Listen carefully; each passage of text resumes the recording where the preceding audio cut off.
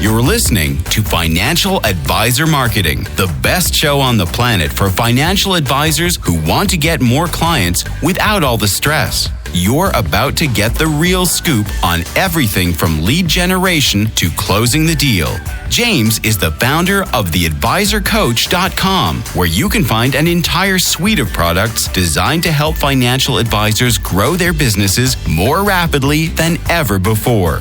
Now, here is your host, James Pollard. Welcome to another episode of the Financial Advisor Marketing Podcast. I'm so glad to be here, and I'm so glad to help financial advisors get more clients. It's what I love to do. I can't get enough of it.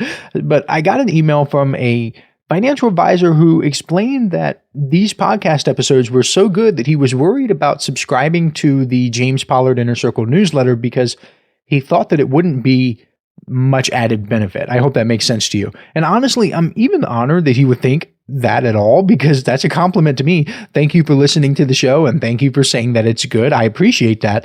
But to be real with you guys, the newsletter is so far beyond the content discussed in this show, it's not even close. I hate hyping it up or whatever, but it's true. It's just not even close. It's so much better. It's next level. It's actually higher level if you can think that. I mean, it really is. A lot of marketers do this strategy where they want people to think something like, wow, if this is what he gives away for free, I can't imagine what's in the paid stuff. And I don't really like that strategy, but it does apply here. So what you're hearing on the podcast, it is not even in the same ballpark, in the same universe as what's in the newsletter. It's just not. And every month that goes by that you don't have the information, you're losing money. I know financial advisors will sit there and they will tell people that they need to start early when it comes to investing because of opportunity cost. But they will sit around, they'll wait a few months, they'll wait a year, wait a couple years when it comes to investing in themselves. And they completely ignore the opportunity cost there. Honestly, it's pretty hypocritical. And when I point it out to financial advisors, sometimes they get a little angry or they get embarrassed. I totally get it, because you're getting called out on your BS, essentially. That's what it is. And at the end of the day, subscribing to the Inner Circle newsletter, I can't make that decision for you, but it really is a business decision. And I'm going to get off this in a couple of seconds. We'll get into the podcast episode, but I just want to bring this up. If you have a business owner mindset, you're going to understand what I'm about to say. If you have an employee mindset, you will not understand it. That's just the way it is. So here it goes. According to a recent report from the Bureau of Labor Statistics, financial advisors make on average $124,140 per year, which means even if you're a drop-dead average financial advisor, you can cover an entire year's subscription to the newsletter with a measly 1% increase in income. And quite frankly, if I couldn't boost a financial advisor's income over the course of the year with 12 information-packed newsletter issues with the bonuses that you not only get when you sign up, but I have some bonuses that I sprinkle in throughout the year as well. And then you get email access to me for questions. If I couldn't increase your income 1% over the course of a year, and that's assuming you're drop-dead average, well, I wouldn't be in business. I don't know what to tell you. So ask yourself this question. Assuming you are an average financial advisor, do you think I can help you boost your income by more than 1% per year? If you do, then join. It's pretty easy decision. Go to theadvisorcoach.com/coaching and sign up. If you don't believe that after like 100 plus podcast episodes, and if you honestly think these podcast episodes are good, if you hate them, I don't even know why you're listening, but if you think they're good and I'm telling you that it's nowhere near what's in the newsletter and you think that I could boost your income by more than 1%, I don't know. So I can't make the decision for you. Now, let's get into these daily marketing habits that can get financial advisors more clients. The very first one is engaging on LinkedIn. And this is all about finding people in your niche and putting your beautiful face in front of them. And this is one of those things that seems so simple. That's like a theme that's going to run through these activities. They seem very simple, but most people, they don't do it. They don't engage on LinkedIn. They just don't. And I wonder if these people are they're like gluttons for punishment, or maybe they just want to stay poor. I don't know. Never before in the history of the world has it been so easy to talk to someone and collect money. We have the internet, we have messaging tools, we have social networks, we have connections with people, we have email. It is incredible. And I'm so sick of people whining and complaining about how hard it is. Like, it's not hard. It's just that you don't want to do the work. Stop using automation services. Stop paying thousands of dollars to these ridiculous lead gen companies that send copy and paste scripts to hundreds of people that they don't help you stand out. They don't help you build your business at all. Start making real connections based on something that cannot be copied and pasted. Make this a cornerstone of your marketing activity, like really engaging with people, forming real human connections. Make that a cornerstone of what you do. I love marketing automation as much as the next person, but doing this, being a real person on a social network like LinkedIn, where people in your niche are hanging out, it's like adding gasoline on top of a fire. You can literally go to someone in your niche on LinkedIn, look at the activity part of his or her profile, and leave a comment on something that person has done. I told a financial advisor to do this, and he was like, well, what if the last time they posted was like a month ago? Wouldn't that seem kind of stalkerish? I don't know, maybe, but it shows the person that you went and looked for him or her specifically. And that means a lot more than spraying and praying all day long. It is so crazy how simple it is. You can go to the person's profile, look at their activity, scroll through the past like 5 posts or whatever, find something that you can contribute to, and leave a comment. It is so nutty. I want you to go through some basic math here. And let's be super conservative because this is the podcast and you're probably doing something else. So I'm going to keep it super duper simple. I'm not even going to add anything to your plate. I'm not going to stack this into your calendar. I'm going to stack it on top of your calendar. I'm going to put it on top of what you're already doing so it doesn't quote unquote cost you any time. Let's say, this is going to sound silly, but this is what we're doing here. Let's say you go to the bathroom and you're doing your thing for 10 minutes per day, 20 if you're ambitious. That may seem gross, but I know a lot of you take your phones into the bathroom anyway. Pull out your phone, bring up the LinkedIn app, and leave a thoughtful comment on 5 people's profiles. Just 5. You could do more, but I'm trying to tell you what to do during your bathroom time. So it's not costing you additional time. So you do this every day because hopefully you're going to the bathroom every day. That means 5 times 30 days is 150 thoughtful comments left on profiles. And here's what's going to happen. Some will engage with you and some won't. It's that simple, but they will see you and people in their networks will see you. There's no downside whatsoever to doing this. It's not costing you any additional time. What are people going to do? Are they going to hate you because you left something insightful or ask a question? Get over your stupid fear of rejection and start doing it. This is something that can literally change your life forever. And if you want more help with LinkedIn, I am here for you. I do have a product called How to Get Clients with LinkedIn. You can go to theadvisorcoach.com, click the tab that says Get Clients with LinkedIn. Buy that. It will change your life if LinkedIn is something that you want to do. Let's get on to the next marketing habit, though. That's handwritten notes, like sending handwritten notes to people. This is something that it will help you stand out. Everybody loves digital these days, and I do too. I'm constantly using digital marketing tools, but I also understand that you need to zig while everyone else zags. And handwritten notes are one of those things that they require such a small time commitment and such a small cost of money and time and resources, but they have a potentially huge payoff. And this is especially true with your existing clients and relationships, because if you're not nurturing them, they're dying. I know a lot of people get complacent with where they are. They think everything's fine. They don't contact their clients. Then one day, wham, the client leaves. And according to a study done by Price Metrics, financial advisors lose an average of 10% of their clients every year. And anecdotally, I think that's a little high, but I can only give you the numbers that I see in the studies. They also point out that households with $100,000 in assets, which is admittedly pretty low or like on the lower end for financial planning and financial services, they fare even worse because they have a 13% chance of leaving their advisors in any given year. And a big reason why these clients leave is it's a lack of attention and a lack of communication. They don't feel appreciated. So one of these handwritten notes can go a long way. My personal accountant, he is a beast at this. This guy saw how many Kindle books I bought. Like he went through my records and my bookkeeping and he saw like Amazon Kindle, because they're all business related books and for training and stuff like that. And he bought me a freaking Kindle. He bought a Kindle and a nice one too. It wasn't just the entry level Kindle. He bought me a nice Kindle, didn't say anything. It just showed up in the mail one day. How's that for a gift? He also sent me like a nice serving tray. He sent me some other cool gifts as well. To be candid, I have sent him gifts too, but my gifts are nowhere near as cool. One of the gifts I sent him was if you watch Family Guy, they make a joke about the wacky, I'm going to see if I can get this right, the wacky inflatable arm flailing tube man or something like that. Wacky inflatable arm flailing tube man. God, it's just tough.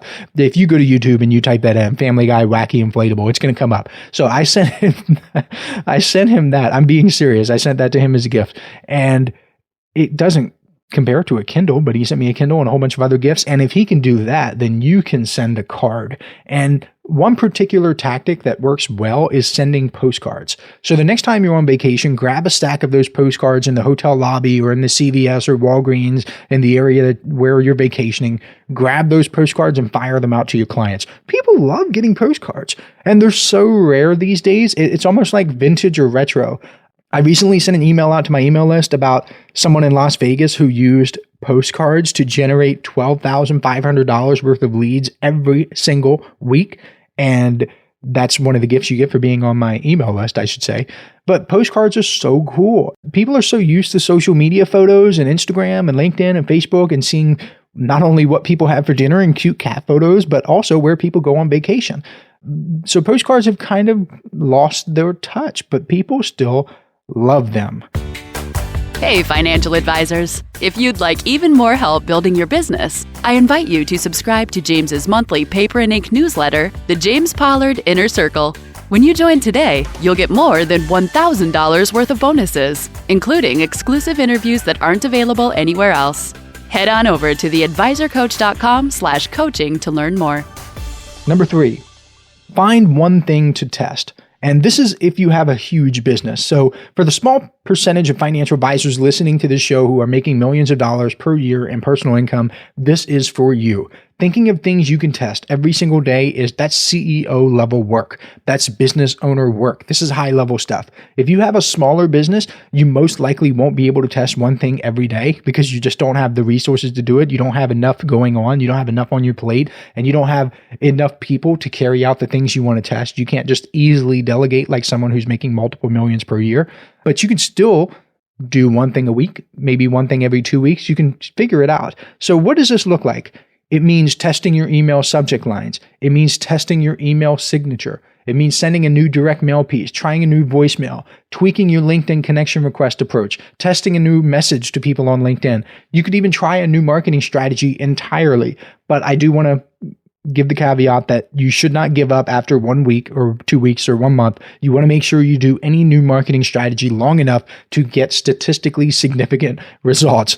So if you have a big business and you're making millions of dollars per year, the CEO level work that you're going to do is figuring out one thing per day, at least one thing that you can test or that you can get someone else to test for you. If you have a smaller business, you can bump it down to maybe one thing per week or one thing every 2 weeks, and you will slowly but surely get to the point where your business is growing, where you can get to maybe 2 things a week and then once every day. Number 4, update your CRM because good records are critical. And people sleep on their CRMs. I mean, I wrote the Ultimate Financial Advisor's Guide to Getting More Clients back in 2016, and one of the sections in that book was about CRMs and record keeping and keeping good records, keeping good notes, and using it as a follow-up tool, because that book is essentially a condensed version of my old outbound marketing coaching program. And one of the things I used to stress was keeping good records. Technology solves the record keeping problem in financial services. We have cloud-based CRMs. They can be updated from anywhere. We have apps on our phones that they can automatically log calls. They can log emails. You can just forward an email to your CRM and it will automatically tag it to your client. It tags and keeps records of text messages and more. But still, I see financial advisors who don't keep detailed records, and it's mind-blowing. It's like they hate money. Like they don't understand that keeping track of their clients, keeping track of prospective clients and prospecting activity, it's the way they're going to improve. I mean, what is that old saying? It's something like what gets measured gets improved, or you can't improve what you don't measure, something like that. That's what this is all about. And I don't want to talk too much about CRMs. If you want my recommendation for which CRM to use, I wrote an entire article about it, which you can find by Googling the Advisor Coach Best CRM, and it will be at the top of the search results, or at least it should be. Otherwise, we're not doing our job. I like to keep things simple. for financial advisors because I've learned that the simple tool is the one that gets used. Sometimes financial advisors will get intimidated by CRMs because they're so darn complicated. They get intimidated with social media. Sometimes they get intimidated with email marketing and autoresponders because they think email is super complicated, but it's actually not. But when financial advisors think their CRMs are complicated, they might be right because there are some out there that are just so darn complicated. I wouldn't tell a financial advisor to use certain CRMs because it's just too much. If you're intimidated the very first time you use it and there's no clear workflow and they don't have instructions on like step by step, here, do this first, then do this, then import your contacts here. If they don't have that, like you're just going to be lost. You shouldn't do it. But if you want to figure out, the CRM I recommend, by the way, is Capsule. And if you want to learn more about that, like I said, Google the Advisor Coach Best CRM. I do want to leave you with this. If you're not using a CRM to keep track of your activity and you're not stressed out, you're not doing enough. You quite simply don't have enough activity going on in your business if you can manage it all without a tool. I know some people might get offended by that. They might take it personally, but it is true. If you can do it all without a CRM, and your business is operating smoothly, you quite literally do not have enough activity. You are not doing enough. You are not making a big enough impact. So get a CRM and use it religiously. And number 5, the final daily marketing habit that you should have if you want to get more clients is looking for opportunities. And this is a bit of vague advice, I know, but I mean for it to be vague because opportunities are everywhere. I'm talking about within your niche. Are you regularly reading the blogs that your niche is reading? Are you following the people they follow on social media? Because if you are, you will begin to see opportunities. Every so often I'll hear from a financial advisor who says, I don't know what to write about in my emails. Okay. Are you following people in your niche? Are you following the people they follow? Are you reading the blogs they read? Are you subscribed to YouTube channels that they're subscribed to? Are you listening to the podcast they're listening to? No, and no. Like, it's very funny because it's almost like that's the exact reason why you don't have content ideas. Are you regularly connecting with people in your niche? Are you taking notes, as we've already discussed in this episode?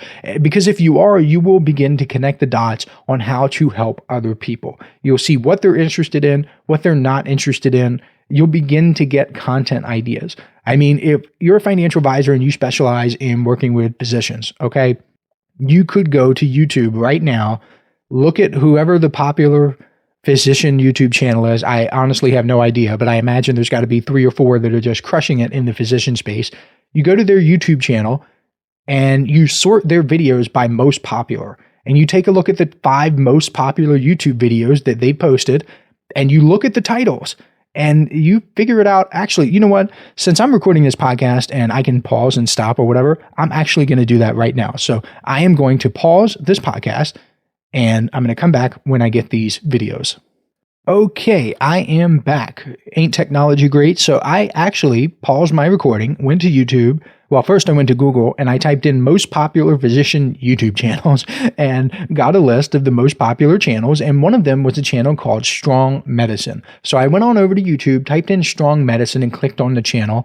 And it is a channel that specializes in helping medical trainees and professionals. They've got free on-demand videos that they can watch. So I went to their channel and I sorted by most popular. And the most popular videos, number 1, 2, and 3, the most popular on the entire channel is a video called How to Interpret a Chest X-Ray. Okay, now you've got an idea that you can use for an email. How do people interpret a chest X-ray? This is similar to how you, as a financial planner, evaluate their net worth statement or evaluate their financial life. The second most popular video is an approach to acute abdominal pain. You could do something with this.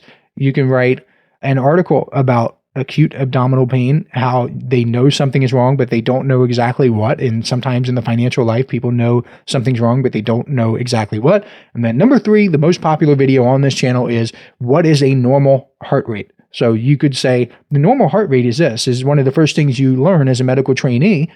And one of the first things I learned as a financial advisor is a normal rate of return, or a historical rate of return, I should say, or a normal savings rate, something like that. Is the normal savings rate enough? What is the quote unquote normal amount of student loan debt that medical professionals have. There's so much that you can do. If you are in the niche and you honestly care about them, like, you're going to get content ideas like this. I just gave you like gold, right? And this is one reason why you should love your niche, because then this won't feel like a chore to you. It will be something you do anyway. One of my most successful Inner Circle members, he specialized in the agriculture industry. And I've mentioned him before on the show, and him looking for opportunities every day, it wasn't a chore. His family had a farm. He grew up on a farm. He loved farming. He loved cows. They had a dairy farm. He was constantly around it. He saw opportunities. He read the magazines. He was subscribed to all the stuff. He went to their meetings. And whenever new laws came up or regulations or price changes happened, he knew about it and he could bring it up with his clients. He was ahead of the curve in a way that no generalist financial advisor could ever be. So to recap, these are the 5 daily marketing habits you can use as a financial advisor to get more clients. They are: number 1, engage on LinkedIn. Number 2, handwritten notes. They are gold. You should send them. Next time you're on vacation, grab the postcards and send them out. Number 3, find one thing to test. If you've got a huge business, this is every day. If you've got a smaller business, this is once every week, every 2 weeks, or every month. Number 4 is updating your CRM. Good records are critical. Again, if you want to learn more about Capsule, the CRM that I recommend for financial advisors, just Google the Advisor Coach Best CRM. And then number 5, look for opportunities. They are everywhere and they are abundant if you have a niche. So I will catch you next time. Thank you so much for listening. I appreciate you. This is thepodcastfactory.com.